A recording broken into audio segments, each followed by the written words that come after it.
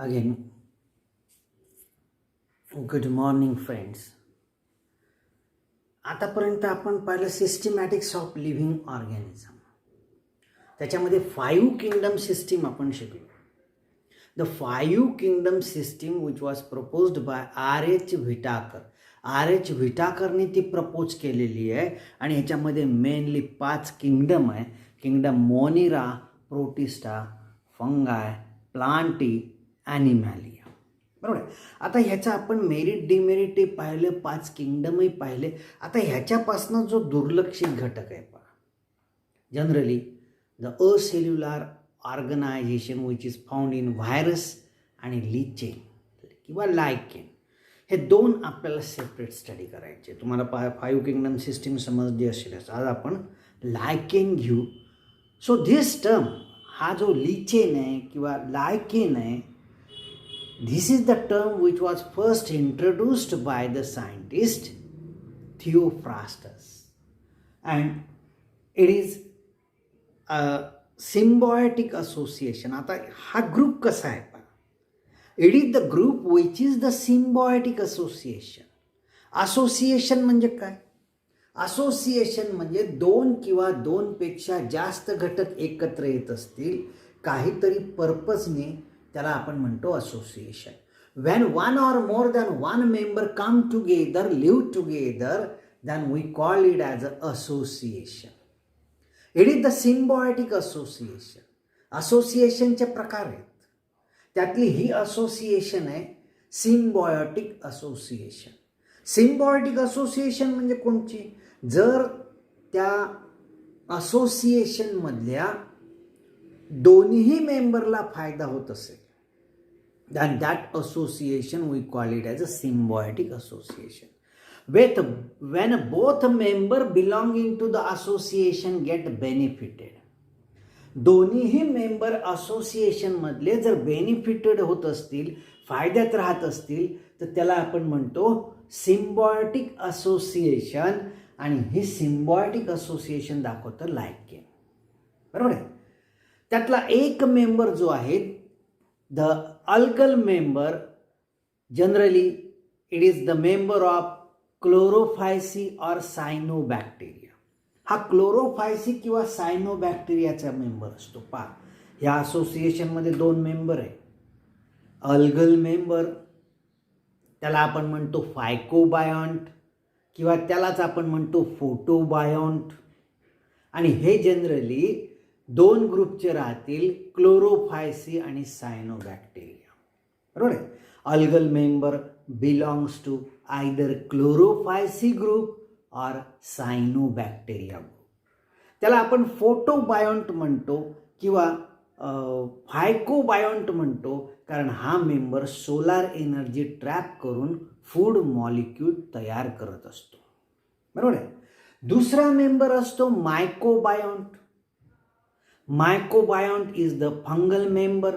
हा fungal member आहे आणि हा फंगल मेंबर काय करेल?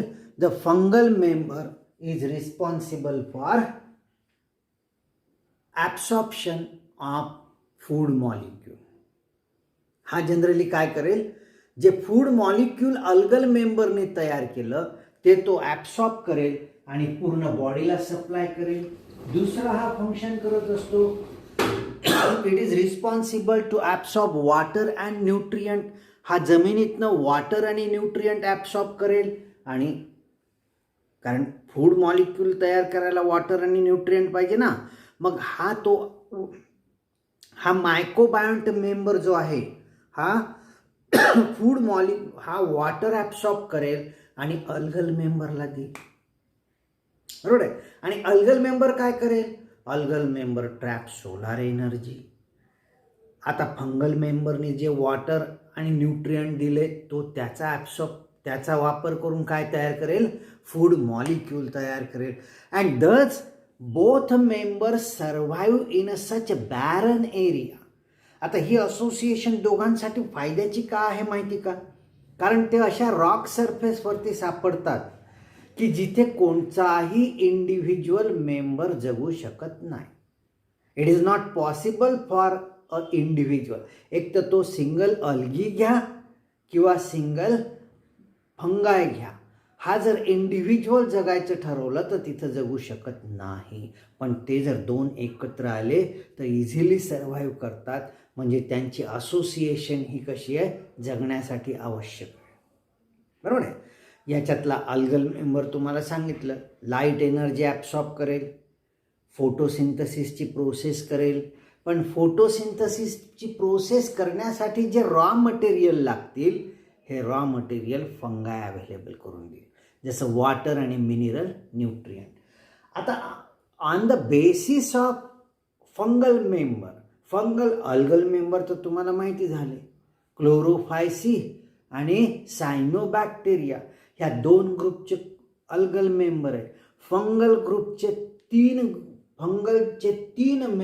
तीन ग्रुपचे मेंबर आहे. पहिला आहे ॲस्कोमायसिड्स, बेसेडिओमायसिड्स, ड्यूटेरोमायसिड्स. आणि ह्याच्या बेसिसवर त्याला 3 ग्रुपमध्ये आपण क्लासिफाय करतो. कशाच्या बेसिसवर? On the basis of fungal member which is present. बरोबर आहे. फंगायचा कोणचा मेंबर प्रेझेंट आहे याच्या बेसिसवर 3 ह्याच्यामध्ये. जर ॲस्कोमायसिड्सचा मेंबर असेल तर ॲस्कोलायकेन, जर बेसेडिओमायसिड्सचा मेंबर असेल तर बेसेडिओलायकेन, जर ड्यूटेरोमायसिड्सचा मेंबर असेल तर ड्यूटेरोलायकेन. बरोबर आहे. मग हे 3 प्रकार जे पाहिले, it is on the basis of fungal association. कोणाचा सोबत आहे? Ascolichen, basidiolichen, deuterolichen. बरोबर आहे. Now on the basis of shape, आता त्या लायकेनचा शेप कसा आहे? On the basis of shape it is again classified into 3 type. First is crustose lichen. When it is a flat, appears, it grows flat on soil surface. हा soil वरती flat grow होईल. It appears like that of earth crust सारखा appear होईल. त्याला म्हणायचं क्रिस्टोज लायकेन. For example लिकॅनोरा haematoma. कोणचं example आहे? लिकॅनोरा haematoma.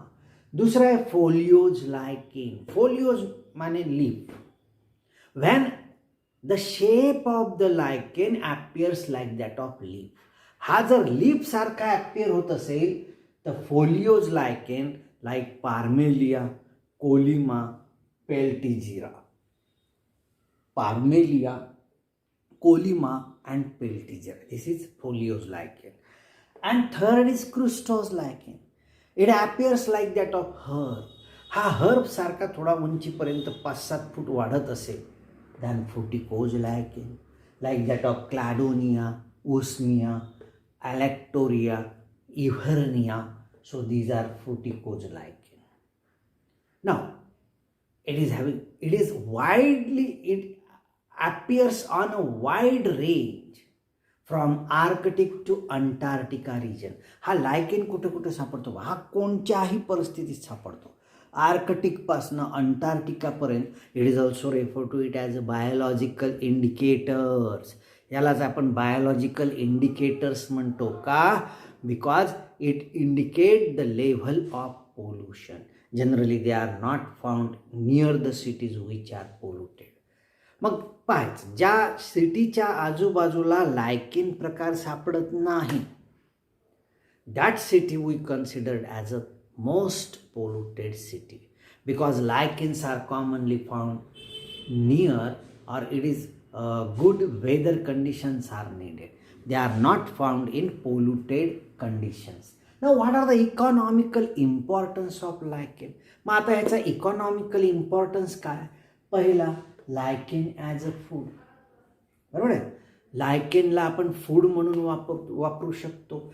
लायकेन produce a carbohydrate called as a lichenin. It produce a lichenin.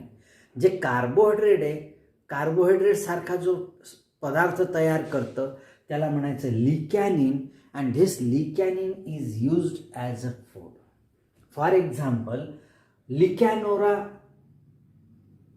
It is called as a lichenin. नाव Lecanora esculenta and Umbilicaria esculenta. Licanora esculenta in Israel, and Ambelicaria esculenta in Japan is used commonly to make, it is used as a curry powder. A curry powder म्हणून वापरली जाते. It is also commonly used to make the pastries, ice cream. Then lichen as a fodder. Food आणि fodder मध्ये फरक काय? पहिला आपण पाहिलं lichen as a food, दुसरा lichen as a fodder.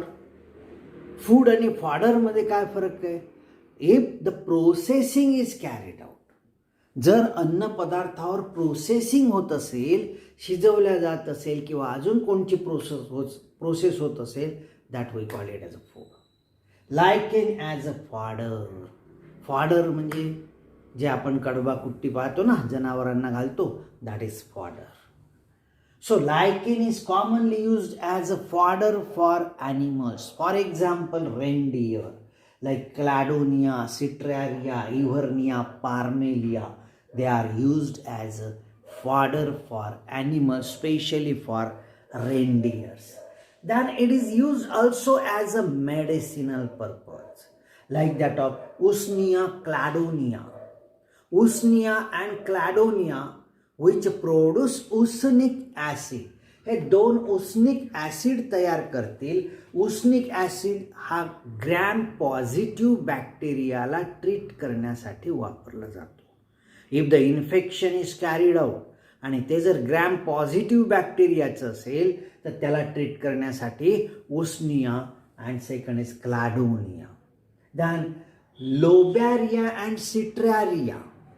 Lobaria citraria, they are used in a treatment of respiratory disorders like that of TB. Now the commonly used lichen as a medicinal for the medicinal purpose is like that of Peltigira hydrophobia. Peltigira hydrophobia, fear of water. Generally आपण पाहतो ना, पिसाळलेलं कुत्रं चावल्यानंतर पाण्याला माणूस खूप घाबरतो, बरोबर आहे. मग हायड्रोफोबिया, पाण्याची भीती. हा पाणी पित नाही आणि पाणी न पिल्यामुळे तो ड्रायनेस वाढून मरतो, बरोबर आहे. So hydrophobia, Peltigera hydrophobia, Parmelia epilepsy, विसरण्याची बिमारी, बरोबर आहे. It is epilepsy, Usnea urinary disease or urinary tract infection, to recover urinary tract infection. So जसं लायकेन फॉडर म्हणून महत्त्वाचे आहे, फूड म्हणून महत्त्वाचे आहे, they are also having economy, they are also having a medicinal use. त्यांचा मेडिसिनल यूजसुद्धा खूप महत्त्वाचा आहे. Than industrial use, alcohol in Russia and Sweden. The alcohol is prepared since from the ancient time. Then Rosella and Lassalia, these are the species of lichen. Rosella and Lassalia is used to prepare litmus paper. आपण केमिस्ट्रीच्या लॅबमध्ये pH पाहण्यासाठी वापरतो ना. So this pH paper, litmus test is made by using these two lichen like Rosella and Lassalia. Then a biological stain or biological dye, oracin. Oracin is prepared by using Orchrolachia androgyna. हे नाव आहे, तुम्हाला थोडंसं अवघड जाईल, बरोबर आहे. पण एकदा त्याला आपण फॅमिलियर झालो की मग नाही अवघड वाटणार ना. So Orchrolachia androgyna and Orchrolachia tartaria, they are used in a preparation of biological dye oracin. Oracin नावाचा एक डाय म्हणजे कलरिंग मटेरियल, बरोबर आहे, ज्याने आपण स्टेन देतो, कलर देतो. सो धिस बायोलॉजिकल डाय ओरेसिन हा प्रिपेअर केला जातो ह्या दोनपासनं, Orchrolachia androgyna, Orchrolachia tartaria.